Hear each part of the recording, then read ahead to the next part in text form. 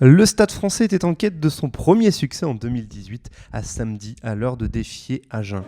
En face, le SUA cherchait sa première victoire loin de ses bases cette saison. Dès le début de la partie, ce sont les Agenais qui ouvrent la marque par McIntyre sur pénalité. Mais dans la foulée, le même ouvreur du SUA se fait contrer un jeu au pied défensif. Mathieu de Giovanni, le deuxième ligne, contre ce ballon et offre au Stade Français le premier essai de la partie, un essai transformé par Plisson 7-3. Les Agenais restent fidèles à leur jeu du début de partie et avancent et finissent par venir passer la ligne par Antoine Herbani. 7-8 puis 7-10 après la transformation de McIntyre. L'heure est aux offensives dans cette partie. Jonathan Danty vient planter un nouvel essai. 12-10 puis 14-10 après la réussite de Jules Plisson sur la transformation.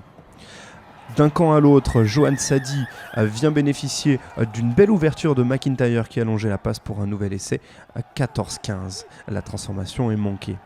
En face, le Stade Français réagit. Daguin trouve Plisson qui sert à hauteur Weissea, il fait la toupie, puis vient allonger le bras pour un nouvel essai.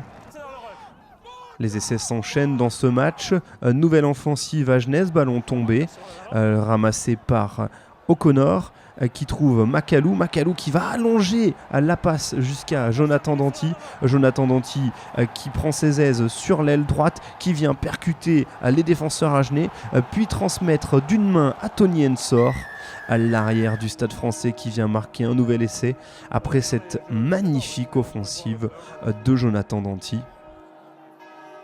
26-15 puis bientôt 28-15 après la transformation de Jules Plisson juste avant la pause.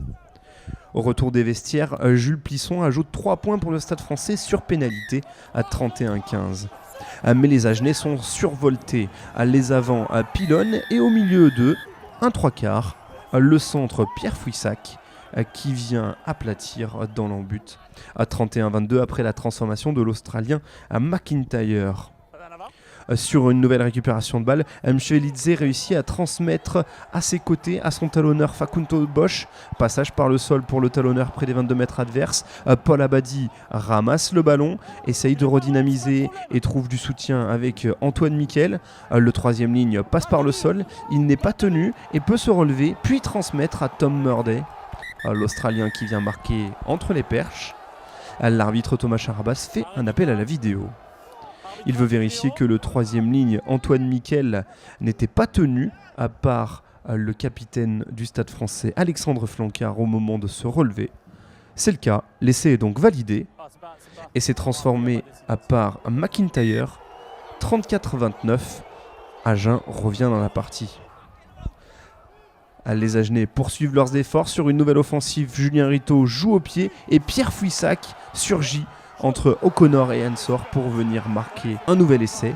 34-34 puis 34-36 après la transformation de McIntyre. Agen décroche un succès capital dans la course au maintien. En face, le Stade Français ne prend que le bonus défensif et voit revenir ses poursuivants sur ses basques au classement.